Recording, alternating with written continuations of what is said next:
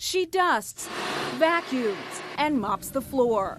But Maureen Ebel wasn't tidying up her home. She had to get a job cleaning another person's home after she says she lost her entire multi-million-dollar life savings in Bernard Madoff's alleged Ponzi scam. Before the Madoff scandal broke, Maureen was living a very comfortable life. Her husband, a prominent doctor, died 8 years ago and left her with a huge fortune that included homes in Pennsylvania and Florida. A relative suggested she invest the money with Madoff. Her finances in ruins, the 60-year-old widow put shame aside and was determined to survive. She worked a cash register at a concession stand. Then a neighbor offered her a job cleaning her home, and she jumped at it. So the once well-to-do woman found herself working as a maid at the house where she had been a welcomed guest. Maureen was also forced to sell her Florida home, but walked away with almost nothing. Maureen has now moved back full-time to Pennsylvania, where she's landed a small office job, earning just enough to cover her mortgage. I've put the word out to all my friends that I would do any type of errands that they wanted done. So for a little extra money, Maureen agreed to wash her boss's car. Maureen says there's no job beneath her.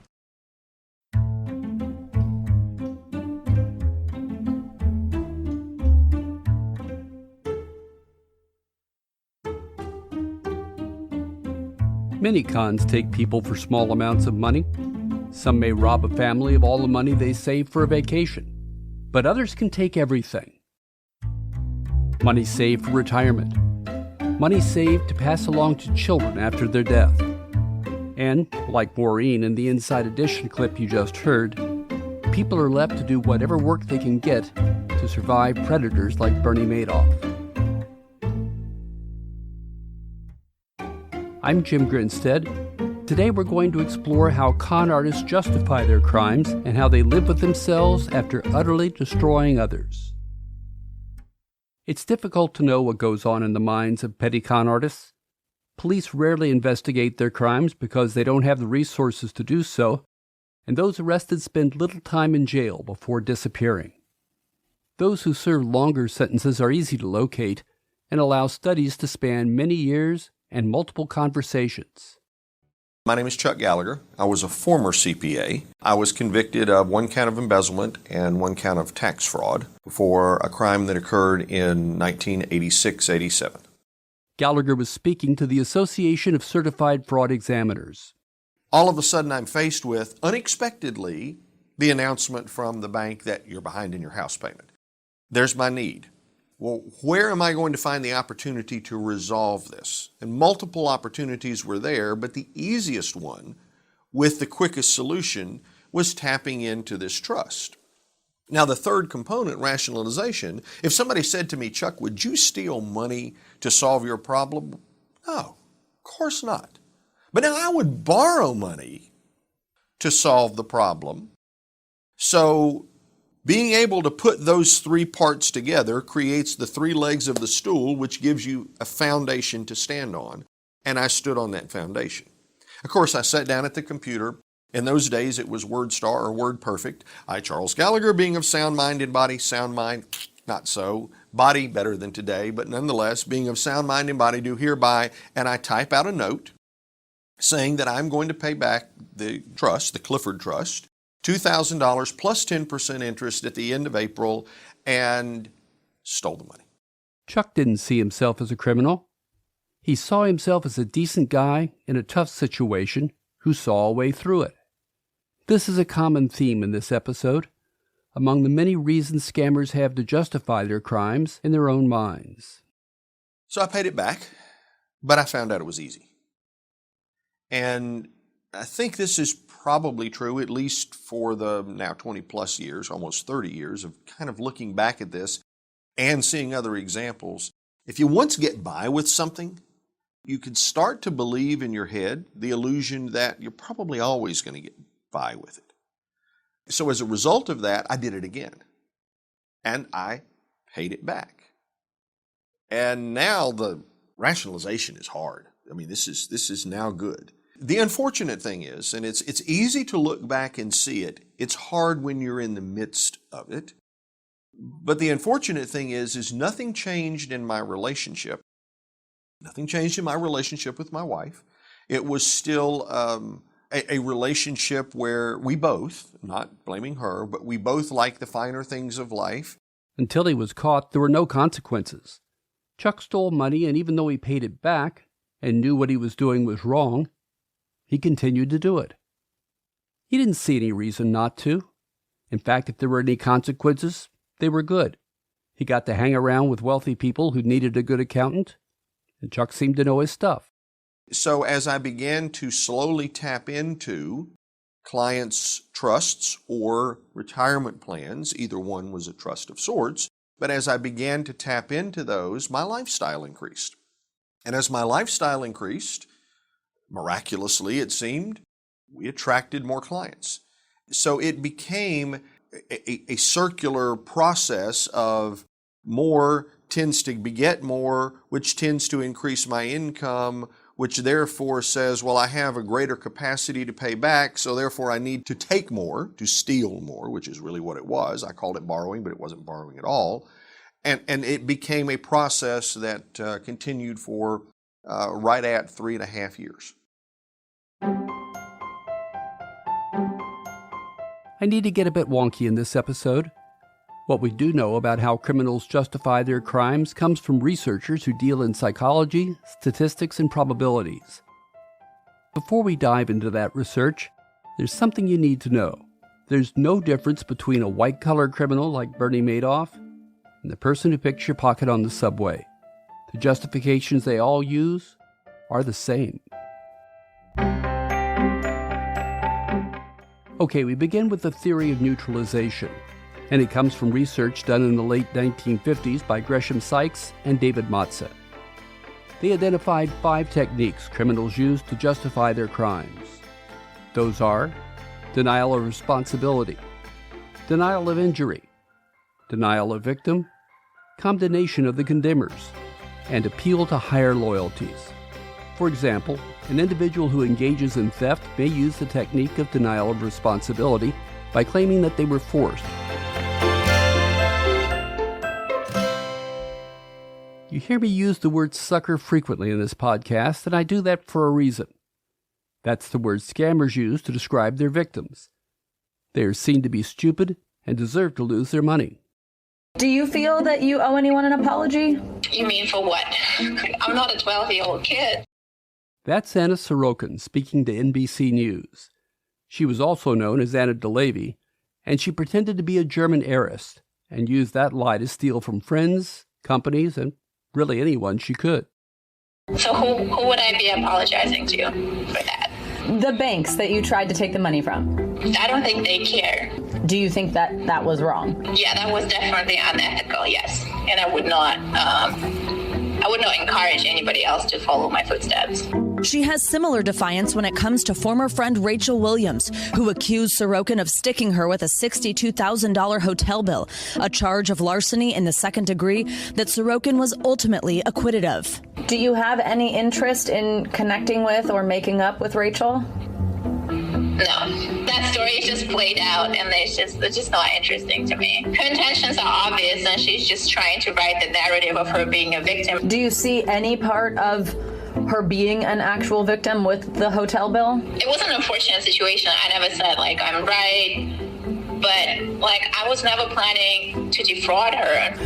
What do people not know about you that now you have the chance to say? I never really had any malicious intent, and I'm not just this vicious, scamming person trying to take advantage of anybody who's just stupid enough to fall for it. Then how do you square the lifestyle aspect of what people see as the scam? The staying at extremely nice hotels, the shopping, the high tipping. Well, at the time, staying in a hotel made sense for me because I was traveling so much. And it was not I was not staying in the biggest penthouse. I was just staying in a regular room. Anna clearly doesn't feel remorse for what she's done and passes the responsibility for her actions on to others. It's time now to meet Dr. Stanton Samanow. He spent his career studying criminal intentions. He's a graduate of Yale and the University of Michigan.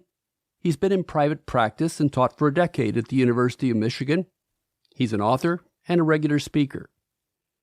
Here he is at the International Spy Museum in Washington, D.C., a place I can highly recommend. If you're in D.C., check it out. Dr. Samanal talks about con artists. The man who said, when I walk into a room, and he's talking about a break and entry, everything in that room belongs to me. That is not a mental illness. He knows he's in a house that is not his. He looks at the laptop computer, the jewelry, the flat screen TV. In his mind, all these items already belong to him. All he has to do is to figure out how to get them out of there and then how to dispose of them. There is this sense of ownership and entitlement to the extreme.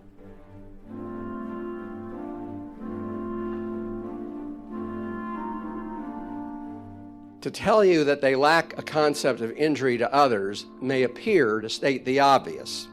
If you were to ask some of the people I deal with, who was hurt by what you did, you would get answers like, well, I know the guy missed his stuff, but I have to do the time. And a kid might say, well, you know, if he wanted to keep his jacket, he wouldn't have left the locker open. There is no concept of the ripple effect of injury, the stone in the pond, and the concentric circles of injury that ripple not only to the direct victim, but the indirect victim.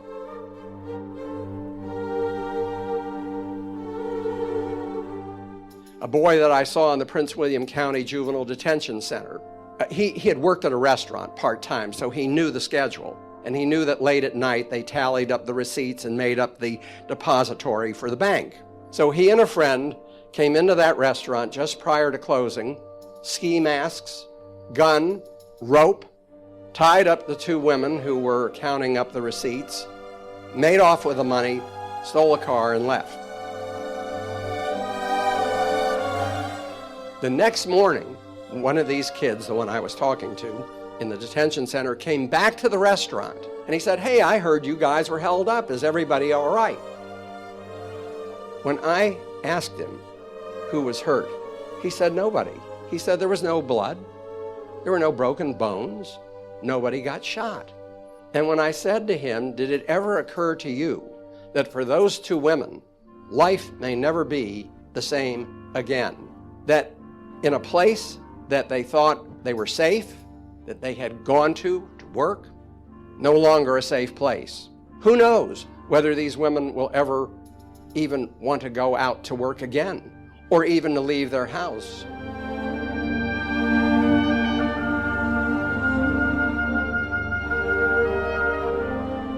He just looked at me, kind of wide-eyed, and shrugged and said, well, I never thought of all that.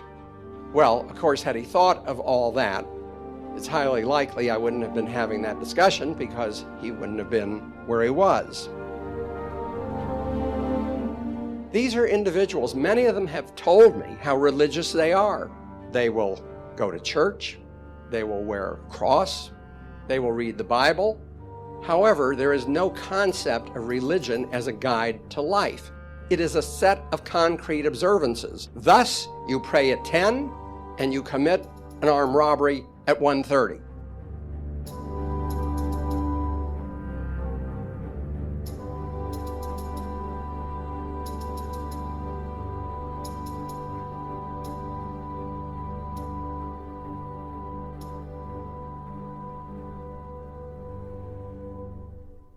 Can this type of thinking be changed? Or are these folks just incapable of realizing the impact they have on other people? That's a good question, and researchers are still working on it. Like with other criminals, some do turn their lives around, change their perspective, and take responsibility for their actions. But there's also the theory of drifting. It happens when criminals are put in jail with other criminals, and they feed upon one another about how unfair the world is and why they should have their share of the good life. Is it nature or nurture? Are scammers born that way, or are they the victims of circumstances in which they find themselves? The psychologists I've heard from dismiss the question quickly by saying it's both, and I think that's right. We might all be scammers in the right circumstances, and most importantly, justify our actions to ourselves. If you believe you're not a bad person, one small indiscretion can grow one step at a time. Diane Catani told her story to the Association of Certified Fraud Examiners. It began when she joined a small company, helped automate its bookkeeping system, and taught others in the company how to use it. The company trusted her to keep things tight and do the right thing. The company grew, and she began to travel frequently. I was also trying to manage my personal life, the travel, the social responsibilities connected with my husband's career that thrust us into a lot of prestigious opportunities. At the same time, I was having dinner at the White House under the Reagan administration, having dinner with George and Barbara Bush in Hawaii. I was working with their son on the National Crohn's Colitis fundraising campaign. I was consulting, executive coaching with a lot of Fortune 500 companies. So I was just caught in this really fast life in the fast lane, and I liked it. The first point that I crossed the line was actually very innocuous. We were traveling out west for the holidays, and I got my travel itinerary, and I had noticed that they'd put my personal travel onto my corporate profile, American Express card. And it was not a big deal. Just, simple mistake. I went out west for the holidays and came back and thought, okay, well, I'll pay it back. Get that first paycheck and I'll pay the company back. But get that first paycheck and I start weighing it out. Well, you got all these bills from the holidays and the paycheck. Well, okay, well, next paycheck, I'll pay the company back. And in between there, I crossed into that gray area and started down that road of rationalization.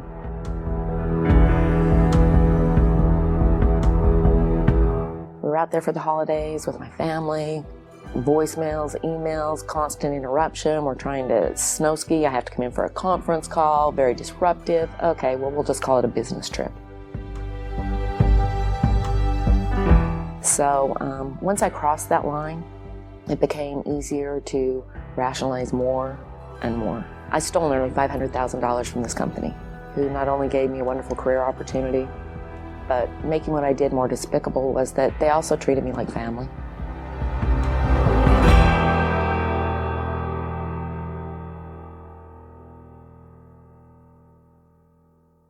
Simple things in life can get us into trouble.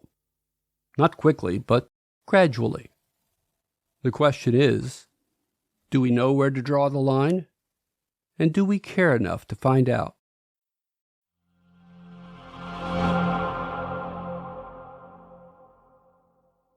Scams and Cons is an independent production, so if you enjoy the podcast, please help us by telling your friends and encouraging them to listen.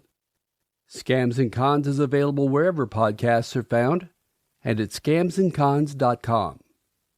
Thanks for listening.